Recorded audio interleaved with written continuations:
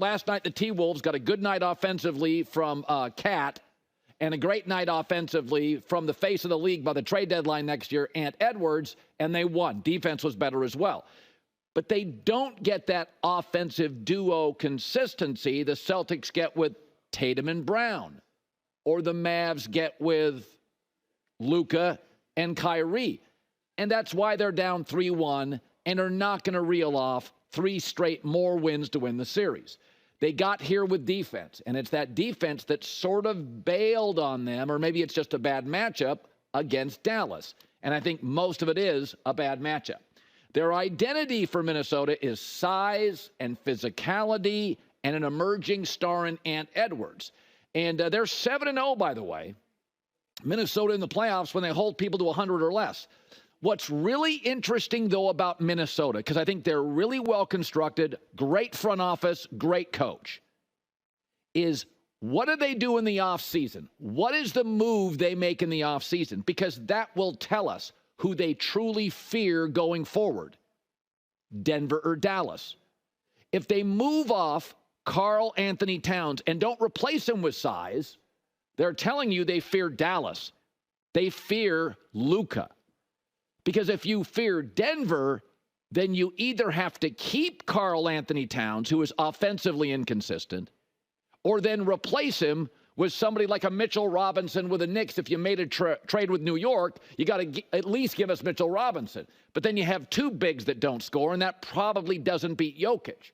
So for me, Minnesota, this season's over. They're not winning 4 straight against Dallas, 3 more after last night. And I think their future is great. The front office, the roster construct. But that piece they can move around is one of those bigs. And if they move both of the bigs, which I doubt, then they really fear Dallas. If they don't move either of the bigs, what they're betting on is, yeah, the Kyrie thing will eventually implode.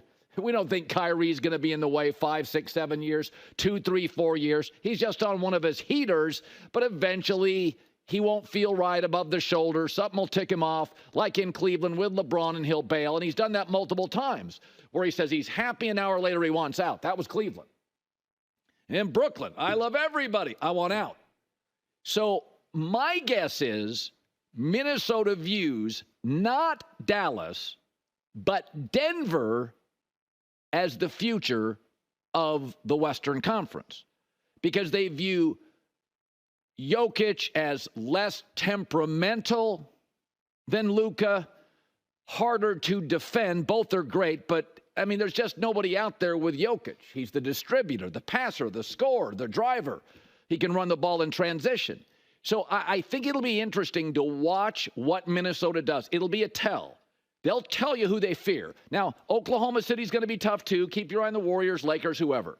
But what they do with Karl-Anthony Towns, if they just move off him and shrink a little as a team, that tells you they think Dallas is the future. I tend to think Denver is the future, and Dallas and Kyrie right now and Luka on a heater, but I don't think it's sustainable over 3 or 4 years because Kyrie's personality. This is one of these things I like about sports, is that everybody knows Jayson Tatum is really good. But there are different standards for different franchises.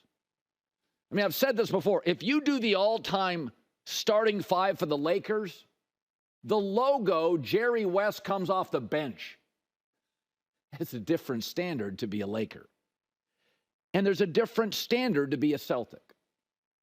So Jayson Tatum's never won an MVP and has no titles.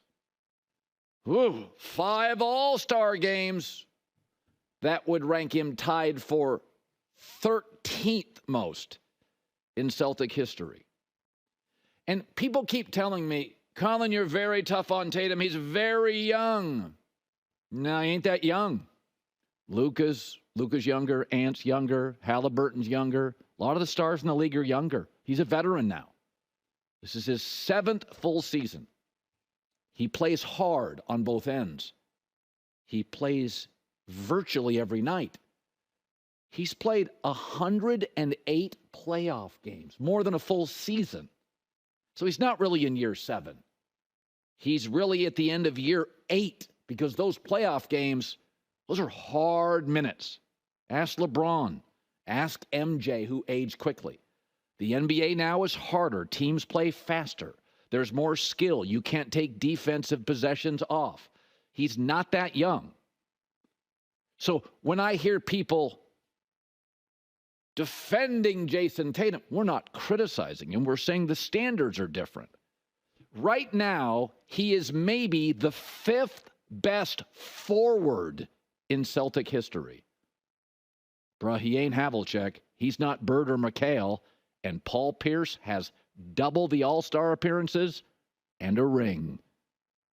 For a lot of franchises, maybe a third in the league, he's their first or second, third best player ever. I'm not sure he makes the all-time Celtic second team. In fact, I don't think he does. Here's the good news. The Celtics and the Lakers have each won 17 titles. So whoever wins the next is the tiebreaker. So if Tatum's part of that, it's pretty cool. But it's okay to say this. The standard is different. The standard is different.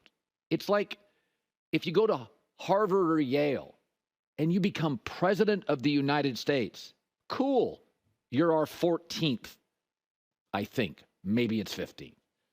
Not that it's not great, not that Tatum's not special, but Larry Bird, Bill Russell, John Havlicek, Kevin McHale, Kevin Garnett, Paul Pierce, Casey Jones.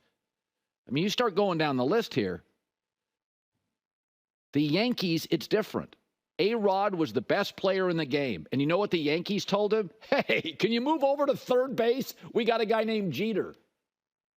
If the Lakers had a starting 5 all time, Shaq, Wilt, and the logo come off the bench. And that's okay. It's called standards. The Celtic standards are simply different. And if Jayson Tatum this year, before he signs a massive contract, will in very short time limit this franchise, the depth and the roster construction, he's going to be a guy, a really talented guy that on any other franchise would be an all-timer. That's not a criticism. It's the standard that Boston, the Yankees, the Lakers, Alabama football, Duke, and Kansas basketball have set. Standards matter. Hi, everybody. It's me, Uncle Colin. Subscribe here to get the latest from the herd, including exclusive behind-the-scenes videos and more, wherever you may be, however you may be watching. Thanks again for making us part of your day.